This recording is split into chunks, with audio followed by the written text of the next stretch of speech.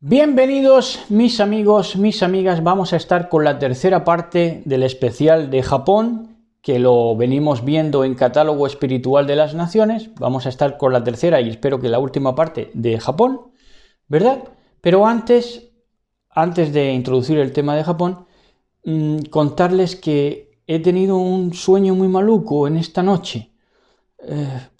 De verdad, un sueño muy maluco. Como decía aquel, ¿qué misterio mu tendrá? ¿Qué misterio mu tendrá, verdad? De verdad, es la cabeza embotada. Ay, no sé. Bueno, vamos allá. El tema de Japón. Nos quedamos hablando por lo de las geishas, ¿verdad? Las geishas eran profesionales del entretenimiento y originalmente la mayoría eran hombres, ¿verdad? Que esto nos hablaría de un paradigma drag queen antes de que se occidentalizara el asunto, ¿verdad?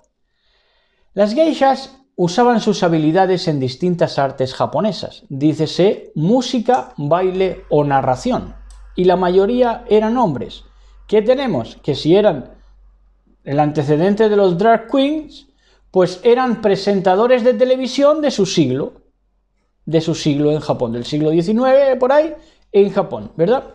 Porque si eran expertos o expertas en música, baile y narración, pues tienes ahí a un presentador de televisión de su siglo, ¿verdad? Un presentador de show, de late shows y todo eso, ¿verdad? Las geishas de ciudad, machi, se llamaban, trabajaban independientemente en fiestas fuera de los barrios de placer, mientras que las del barrio, kuruwa, se les llamaban, los hacían dentro de estos barrios de placer, de esos barrios de antros, de puticlubs, de putiferios. Entonces, las geishas de machi y de kuruwa no se distinguían en términos de cómo entretener, porque ambos tipos de geishas cantaban, bailaban y aprendían otras artes tradicionales. Sin embargo, la diferencia era que el incienso utilizado para marcar la duración del servicio era menor para las kuruwa que para las machi, puesto que entretenían en lugares con menos aglomeración de gente y con un público mucho más selecto. Se podría decir, por lo tanto, que las kuruwa eran como prostitución de lujo, como vamos a ver ahora que en lo de las geishas hay prostitución también. Es algo patrimonial, es algo muy paradigmático y intrínseco de Japón, pero también se mueve por prostitución, luego lo vamos a ver. Y en el caso de cuando se quemaba el incienso, ¿verdad?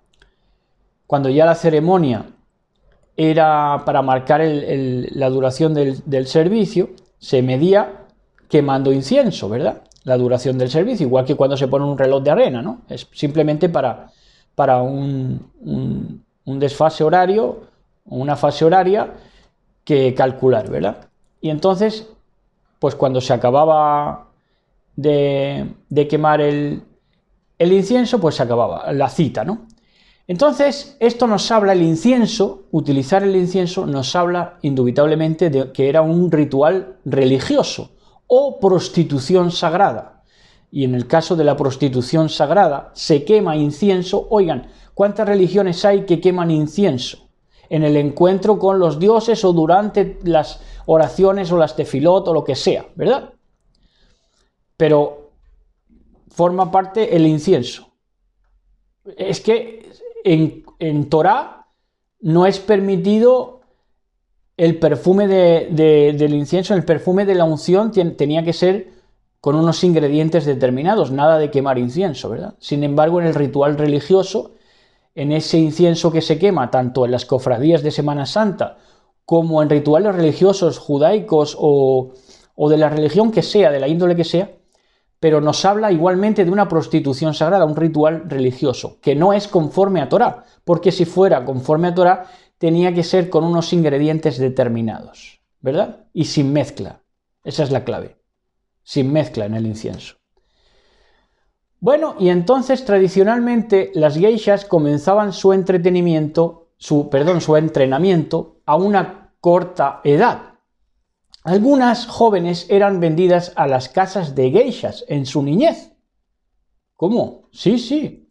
Empezando una etapa de trabajo en la que se las llamaba shikomi. Y aquí tenemos que cuando las niñas eran entregadas a las casas de geishas, pues tenemos una infancia regalada a Moloch. Regalada, consagrada. ¿A cambio de qué? A cambio de que la familia gozara de una mejor reputación social. Si acaso. Pero el caso es que a las niñas las regalaban, la infancia regalada a Moloch. Sí, al dios Moloch. Ahí lo tienen. El defenestrador de la infancia. El estropiciador de la infancia. Entonces, en esta etapa debían hacer tareas de limpieza y obedecer todo tipo de órdenes, fíjense, todo tipo de órdenes, y no querían Torah. Todo tipo de órdenes tenían que obedecer que se les encargara, ¿verdad?, a estas niñas.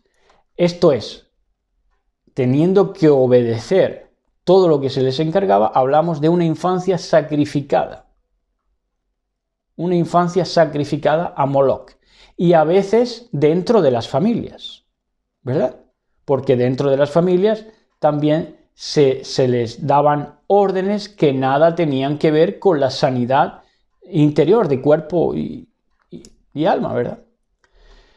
Entonces, luego comenzaban su entrenamiento en varias artes tradicionales. Hoy en día las shikomi también trabajan en tareas hogareñas y se las acostumbra a su independencia, impidiendo toda comunicación con su familia por 1 o 2 meses. Eso es clave también, ahora lo vamos a ver. Pero el caso, aquí en lo que incidimos, es que se les hacía trabajar en tareas hogareñas, pero no ya para su hogar, sino para el hogar de las geishas, ¿verdad? Durante su niñez, las geishas a veces trabajaban como criadas o asistentes de las más experimentadas, ¿verdad? Es una mayordomía, como vamos a ver luego. Porque se consagraban las geishas, o una mayordomía, o el sistema eclesiástico de cómo probaban antes al futuro ministro. El futuro ministro, ¿qué tenía que hacer? Barrerles el asiento a los otros ministros ya consagrados, ¿verdad? Pues es lo mismo. Es que no deja de ser religioso. Sí, es oriental, no es occidental, pero es lo mismo. Entonces, trabajaban como criadas o asistentas de las más experimentadas y más tarde como minarai, aprendices de geisha, que se les llamaba maiko. Durante su primer mes de entrenamiento, donde solo se dedicarían a observar y adaptarse, ello tras una ceremonia en la cual se emparejaba con una one-san, que se convertiría en su mentora y guía, ¿verdad?, como su especie de rabina, durante su aprendizaje en el Karyukai, haciendo todo lo posible para que fuera famosa, para que se hiciera famosa, y a cambio se sometía a su rabinato de la otra geisha, ¿verdad? ¿A cambio de qué? A cambio de fama, de familia. Y entonces fuera famosa, talentosa y respetada. ¿Esto de qué nos habla? Esto era un tráfico de influencias y ponerse a cargo de influencers. Pero es que esto ha sido en la religión. Está pasando ahora, si acaso, al ámbito de las redes sociales, pero esto ha estado siempre en la religión. Es un tráfico de influencias, ¿verdad? ¿Verdad? La emparejaban para que sirviera a una geisha consagrada, ¿verdad?, que a cambio de su servicio la hacía famosa, ¿verdad?, talentosa y respetada. ¿Qué son esto hoy? Las influencers y los influencers. Luego del primer mes, las minarai pasa a ser una maiko junior. Maiko significa junior, ¿verdad? Y pasa de pintarse solo el labio inferior, distintivo de las minarai, a pintarse ya ambos labios. Hoy en día va mucho más allá porque a una niña de 3, 4 años ya se le pintan los labios a todo lo que da, ¿verdad? Son niñas putillas, claro, consagradas a Moloch también. El tiempo de aprendizaje se prolongaba tradicionalmente desde los 15 o 16 años hasta los 21. Fíjense, una edad clave en la adolescencia y para formar el carácter, ¿verdad? Y durante ese periodo de 15 y 16 años hasta los 21 es cuando se les cortaba durante 2 meses la comunicación con sus familias, lo que resultaba clave para ese lavado de cerebro. Geisha, sacrificios a Moloch, sacrificios a las madres superioras, como vamos a ver, ¿verdad? Es que es todo lo mismo, es impresionante. Es impresionante, es religioso, pero es pues parte de la iniquidad, ¿verdad? Entonces también aquí, cuando la Maiko ya con 21 años pasaba a ser geisha veterana en una ceremonia llamada Erikae, cambio de cuello se llamaba. Esa ceremonia se llamaba Erikae, que quiere decir cambio de cuello, donde el cuello de su kimono, Eri, pasa a ser de color rojo a blanco. Oiga, y entonces ahí tenemos un celibato. Cuello blanco, tenemos también el celibato. ¿Qué me dicen de la iniquidad? No tiene fronteras. No tiene fronteras ni de denominaciones, ¿verdad? Es religiosa al fin y al cabo, ¿verdad? Por supuesto, tiene una conexión pagana. Entonces, las geishas modernas, generalmente durante su aprendizaje, aún viven en tradicionales casas de geishas llamadas okiya, en áreas denominadas hanamachi, calle de flores. Aunque las geishas experimentadas y libres de deudas pueden llegar a vivir en sus propios apartamentos. La elegante y alta cultura en la que viven las geishas se llama karyukai. Es una alta cultura, un jet, ¿verdad? Una ciudadanía jet set, ¿verdad? Que se llama karyukai, el mundo de las flores y sauces. Ese alto standing que consiguen las geishas, que hoy sería caramelos y unicornios de la política y religión conservadoras, ¿verdad? Eso es el mundo de las flores y los sauces. Prostitución igual. Entonces, tradicionalmente las geishas comenzaban su entrenamiento a una corta edad, como ya se ha dicho, debido a la miseria y hambruna con la que contaban algunos campesinos de la época. Las niñas eran vendidas a la soquilla. La niña vendida adquiría así una deuda con su compradora Okasan, que pagaría con el dinero que ofrecerían por ella los hombres que solicitaran sus atenciones. Es decir, la familia se la daba a cambio de dinero, ¿verdad? Al proxenetismo. Entonces los hombres solicitaban sus atenciones cuando se convertía en maiko y más tarde en geisha. Esto es proxenetismo. Así empezaba una etapa de trabajo en la que se las denominaba shikomi. En esa etapa atienden como sirvientas, ya en la etapa de shikomi, atienden como sirvientas en su okiya y asistentas de las geishas experimentadas, ¿verdad? Atienden como sirvientas a las geishas más experimentadas. ¿Qué nos habla esto? ¿De qué nos habla? De la mayordomía cristiana. La mayordomía cristiana no era ni más ni menos que esto, como he dicho antes. El que se postulaba para ser predicador o ministro o diácono o tener un cargo en la iglesia debía barrer por donde pisaba el superior. Pues esto es lo mismo, a nivel geisha, prostitución, es la misma prostitución. Entonces las geishas recibían una educación estricta y muy específica desde muy temprana edad. Hoy en día las shikomi también trabajan en tareas hogareñas, pueden vestirse al occidental y asisten a la escuela del karyukai para aprender las artes tradicionales del país. Y generalmente, fíjense, las artes tradicionales del país, ¿verdad? Es la tradición, lo que conecta esta prostitución y este sacrificio a Moloch es la tradición, ¿verdad? Y generalmente se les acostumbra a su independencia impidiendo toda comunicación con sus familias por 1 o 2 meses, en esas situaciones claves de la adolescencia, desde los 15 hasta los 21.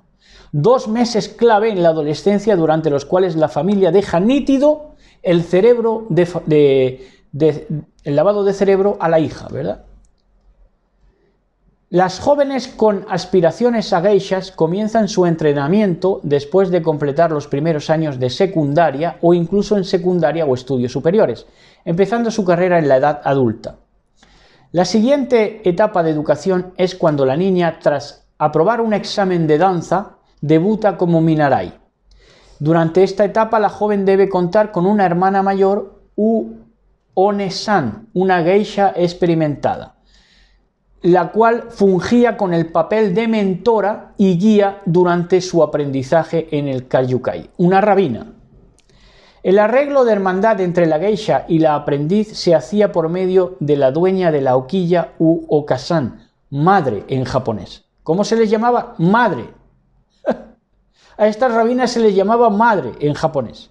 Entonces, ¿qué eran? Eran monjas aleccionadoras o madres superioras. Claro. Por eso el catolicismo ha llegado a ser tan universal, porque es que ha dado con el tuétano de lo pagano, y entonces ha entrado por ahí, a todo el mundo. Quien acordaba, esas monjas aleccionadoras o madres superiores, acordaba con la geisha la aprendiz, acordaba con la geisha experimentada un pago por los servicios otorgados al encargarse de la presentación del aprendiz en sociedad, al hacerla famosilla, ¿verdad? Por lo regular, este pago era obtenido del sueldo que la aprendiz generaba, ¿verdad? O sea, que encima era un parasitaje, porque lo que hacía la rabina era un parasitaje porque le pasaba aduana de lo que ganaba la aprendiz, ¿verdad? Es que es así, es un parasitaje, un diezmo. Entonces, una vez que se había acordado con éxito la relación entre la geisha y la aprendiz, ambas eran emparejadas al asistir al santuario del distrito, donde anunciaban a los espíritus, ¿verdad?, su futura relación y posteriormente realizaban la ceremonia del Sankudo. Oigan, pero es que estas tradiciones son seguidas ya por Occidente. Las muchachitas de 16 o 20 años ya les gusta todo esto. La ceremonia del Sankudo, no del Sankudo mosquito, sino del Sankudo, tres cambios se llama en español. En esta ceremonia, la aprendiz y la one-san, la geisha experimentada de esta, se ofrecen mutuamente sake. ¿Qué es un sake? Esto se da en los japoneses, en los restaurantes japoneses, un licor de arroz, ¿verdad? Y beben 3 sorbos de 3 copas pequeñas. Esto otros, por ejemplo, en el judaísmo se ritualiza de otra manera, pero es lo mismo. La vinculación entre la rabina y su aprendiz, ¿verdad? Luego intercambian la copa con la okasan y la dueña de la casa del té, así como con 5 testigos de la ceremonia. 5 precisamente, ¿eh? Durante la ceremonia, la joven aprendiz recibía su nuevo nombre, ¿verdad? O sea que son 5 testigos, nos hablarían sincréticamente de Torah, ¿verdad? Sincréticamente, todo mezclado y todo manga por hombro. Pero es que se le da un nuevo nombre, ¿verdad? A la aprendiz. Recibía un nuevo nombre. ¿Esto dónde está? En Apocalipsis, en el libro de la desvelación. Por lo cual esto es sincretismo pagano, ¿verdad? Su nuevo nombre, que por lo general contenía en él algún carácter escrito de su hermana mayor, de la geisha experimentada. Al concluir esta unión, la geisha quedaba emparentada de por vida con la joven aprendiz. Ya era un vínculo cuasi de sangre, ¿verdad? Entonces las geishas aún estudian instrumentos tradicionales como el shamisen, que es un instrumento de cuerdas, el shakuhachi, que es la flauta de bambú. Todo esto se lleva mucho en la nueva era, ¿verdad? El taiko, que es un tambor. ¿Quiero decir que esto es malo? No, esto es música, esto produce música. Esto de por sí solo no es malo. Canciones tradicionales, baile japonés clásico, sado, oiga, sado, que es una ceremonia japonesa del té. Pero oigan, es sospechosamente el mismo lexema que sadomasoquismo. Ojo a esto. Y kebana, que son arreglos florales, literatura, poesía y teatro. Todo esto lo estudiaba la geisha, ¿verdad? En el Japón moderno, las geishas y maiko son bastante inusuales. En los años 20 había alrededor de 80.000 geishas en Japón, pero hoy en día hay aproximadamente 1.000 debido a la Segunda Guerra Mundial. De todas maneras, en el distrito Gion de Kioto, los visitantes pueden observar algunas maiko por las calles yendo o regresando de una cita. Una economía ralentizada, ¿verdad? Porque son pocos intereses en las artes tradicionales, la inescrutable naturaleza del mundo de las flores y sauces y el coste de este servicio, porque es muy caro, aparte de que son pocas, han contribuido a que la tradición de las maiko y de las geishas decline, ¿verdad? Y es que aquí hay una máxima que no todos comprenderán, pero a más dinero, menos lujos. ¿Por qué? Porque si el dinero abunda más, corre más, los lujos son menos. Esto quien quiera entenderlo lo entiende, pero es así. El turismo ha contribuido a que la tradición siga viva debido a que la geisha es considerada una imagen mítica de Japón. Sin embargo, el exceso de turismo en los últimos años ha hecho disminuir drásticamente la presencia de las geishas en el barrio de Gion, lo que ha obligado a introducir medidas para protegerlas del acoso de los turistas, que están ahí como buitres a ver si cazan alguna prostitución sagrada. Y del Caribe pasan a Asia en la misma andanza de prostitución, ¿verdad? Es tremendo cómo hay buitres salvajes y lobos, ¿verdad?, dispuestos a devorar a toda corderita, a las mujercillas cargadas de pecados, ¿verdad?, que dice Shaul Pablo.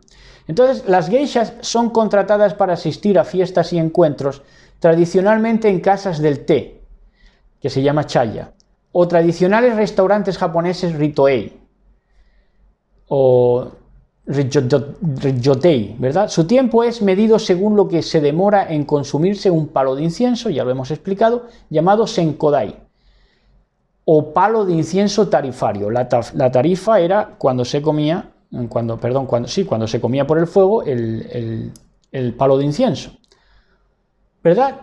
O también con una joya tarifaria. Otro término para trazar la tarifa es ohana, flores tarifarias. El cliente realiza el convenio a través del sindicato de geishas, ¿verdad?, Kenban se llama, que mantiene el horario de cada geisha y son puro proxenetismo, ¿verdad? Ahí para encajar el proxenetismo, pues está en mano de un calendario de proxenetas, que mantiene el horario de cada geisha y hace sus citas de entretenimiento o entrenamiento, ¿verdad?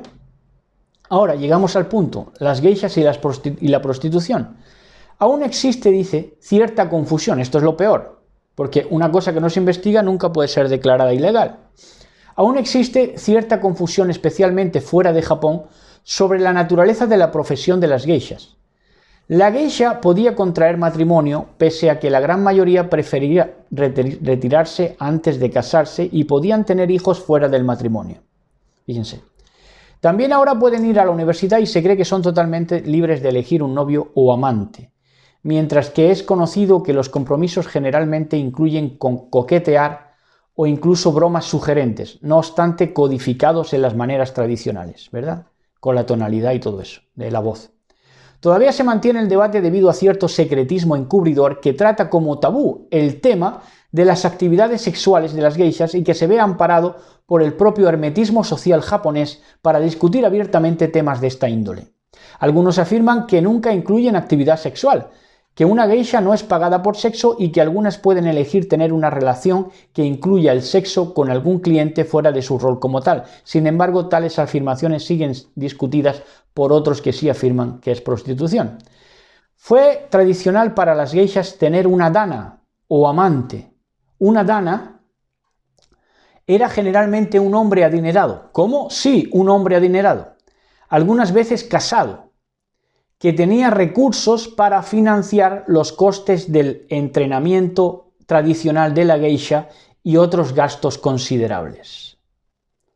Esto lo pasamos a Occidente, que sería golfas en campos de golf, con seniles jugadores de golf, ¿verdad?, en Occidente.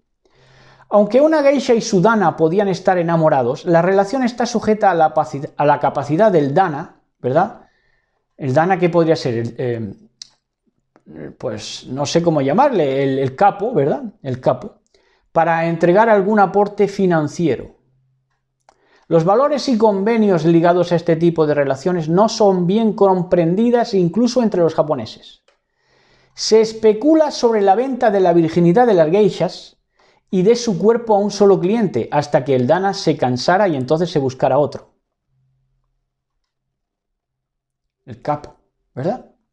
La publicación de las novelas Memorias de una geisha generó gran polémica sobre este tema porque aumenta el debate sobre si las geishas venden o vendían su virginidad. Por el contrario, la ceremonia se celebraba poco antes del Erikai y consistía en visitar a todos los clientes y clientas más cercanos, agradecerles el cuidado prestado durante el aprendizaje de la maiko y finalmente entregar un dulce japonés a cambio de una ayuda financiera. Al contrario de como se suele afirmar, la geisha no atiende solamente a hombres. Desde sus inicios también tenía clientas con las cuales forjaba relaciones tal como un cliente masculino. Incluso muchas veces se celebraban cumpleaños infantiles o adultos con geishas como compañía. La apariencia. Bueno, las geishas se maquillan hasta la nuca. Fíjense. La apariencia de una geisha cambia a lo largo de su carrera, desde la femenina y maquillada Maiko hasta la apariencia madura de una geisha mayor ya y consolidada. Respecto al maquillaje, hoy en día el tradicional maquillaje del aprendiz de la geisha es una de las características más reconocibles, aunque las geishas experimentadas generalmente usan el característico maquillaje de Maiko, consistente en la cara totalmente blanca durante presentaciones especiales. ¿Verdad? Que mi esposa sabe cantar muy bien japonés, ¿verdad? Como cuando las actuaciones teatrales con los biombos y todo eso, con los biombos japoneses y todo eso. Ella sabe muy bien cantar. Bueno, entonces el maquillaje tradicional de las aprendices de geisha consta de una base blanca, originalmente hecha con plomo. Fíjense, que es lo mismo de lo que vamos a hablar ahora. El uso de pintalabios rojo y adornos rojos y negros alrededor de los ojos y cejas. Y esto fue mucho antes que en Francia, que en la Francia ilustrada, ¿verdad? O en Inglaterra. Mucho antes se puso ese maquillaje de plomo blanco en la cara de las geishas, ¿verdad? De manera que ¿quién aprendió de quién? Pues más bien Occidente aprendió de Oriente. Las cejas y el borde de los ojos son pintados de negro. Las Maiko además usan rojo alrededor de los ojos. Los labios son pintados con una brocha pequeña, simulando un contorno de labio sensual, acorazonado por arriba y muy redondo, teniendo pequeñas variaciones de distrito a distrito. El color viene en un palo pequeño que es mezclado con agua. Azúcar cristalizada es añadida para dar brillo a los labios. Durante los primeros 3 años, una Maiko usa su maquillaje casi constantemente. El día de su Mishidashi o debut como Maiko, se contrata a una maquilladora profesional. Esto lo hacen también otras culturas, ¿verdad?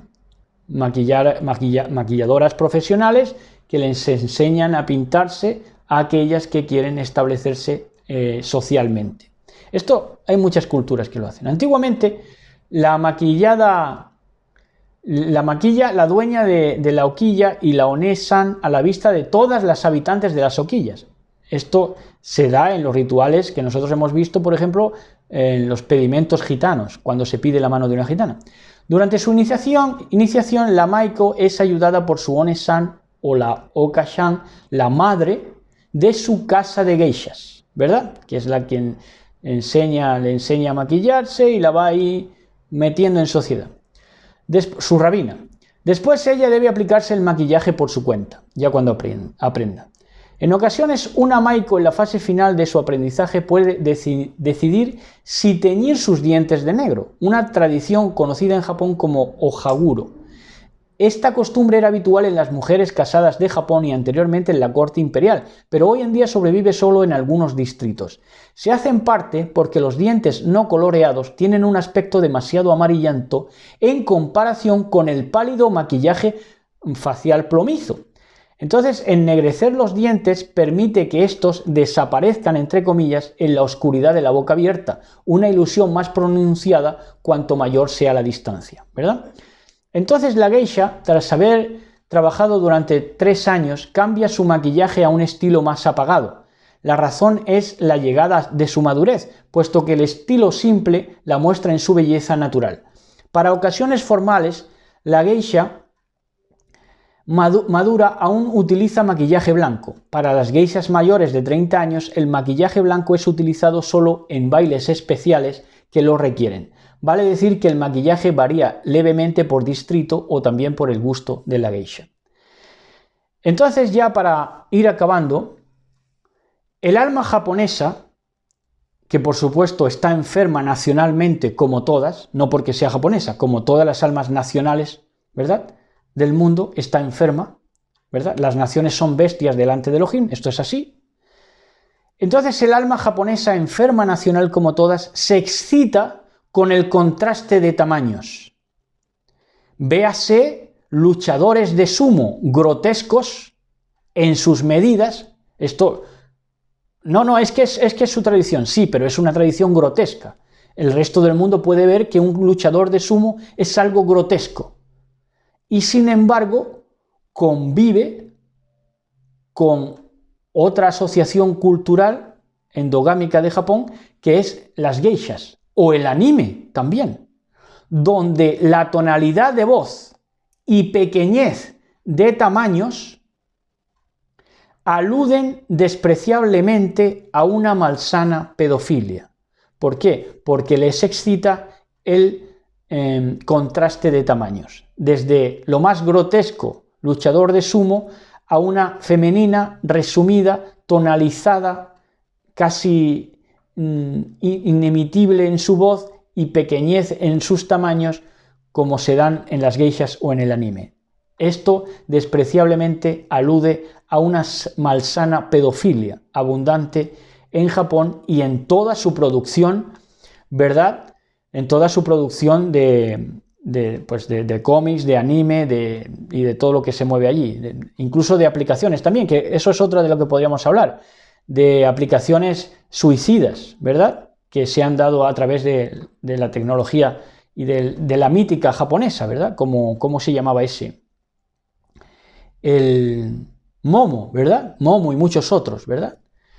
Que tomaron de ahí y tomaron esa malsana pedofilia también, porque esa malsana pedofilia, además de excitarse con los contrastes de tamaños, intentan inculcar en la mujer temor o terror porque el hombre de por sí está impedido, ¿verdad? Y no abundamos más en esto, pero esto es así, también es parte de la idiosincrasia asiática. Entonces, ya para acabar, y bueno, por cierto que de películas de terror podemos hablar de The Ring, que sale la niña del televisor con el pelo así a la cara, ¿verdad? Y sale así de una manera abominable, ¿verdad? Pues esa fue una película que tiene que ver con el aliento a la imagen de la bestia, sale de la televisión, que es ya, pues, justamente ya, pues, refleja en metáfora lo que es la proyección de pensamientos y de imágenes ya en la mente a través de esa imagen insuflada que se le da a la televisión, ¿verdad? Se le permitió a la imagen infundir aliento. Pues ahí lo tienen reflejado en esa película de terror, ¿verdad? Entonces, para que el terror llegara donde el hombre no llega, la sagacidad del hombre, el vigor mental del hombre no llega. Entonces, que llegue el terror, ¿verdad? Esa es la producción japonesa. Y occidental en el mundo del terror, de meter miedo y del terrorismo en sí, ¿no? Entonces, para acabar, tenemos los reactores de Fukushima, que hubo ahí un desparrame de radiación nuclear en Fukushima, que hoy en día todavía aterroriza a según qué amarillistas, ¿verdad?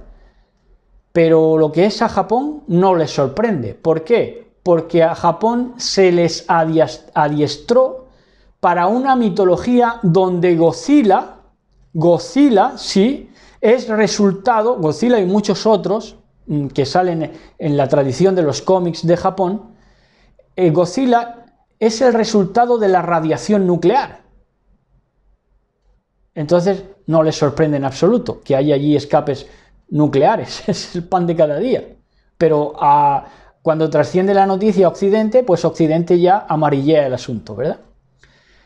Entonces le pasa lo mismo en esa radiación nuclear que la mitología da como que forma a ese Godzilla, a ese leviatán inmenso del mar, ¿verdad?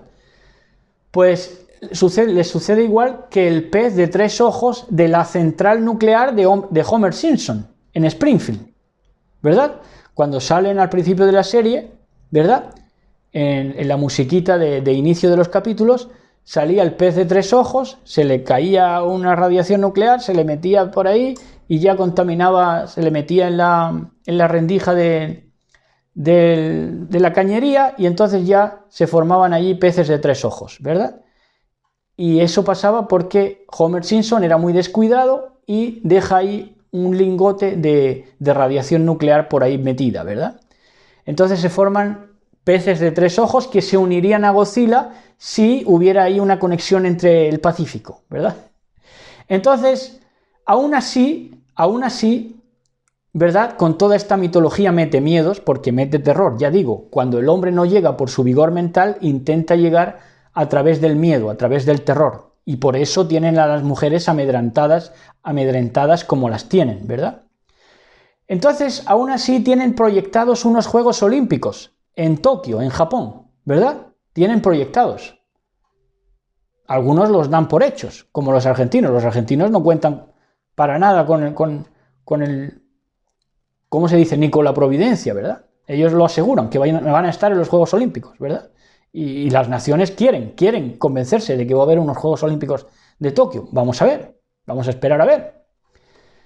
Entonces tienen proyectados los Juegos Olímpicos en Tokio y en cuanto al lugar de Homer Simpson, pese a que también tienen, unos tienen a Godzilla por allí, digo, en el imaginario, y en el lugar de Springfield, Massachusetts, donde vive Homer Simpson, allí tienen el Salón de la Fama, ¿verdad? Así que, a la verdad de las cosas, para hacer amarillismo sí, pero para lo que es la economía no les importa en absoluto que haya radiación nuclear ni cualquier clase de contaminación. Y hasta aquí, ¿verdad? Besos y abrazos para todos y todas. Shalom.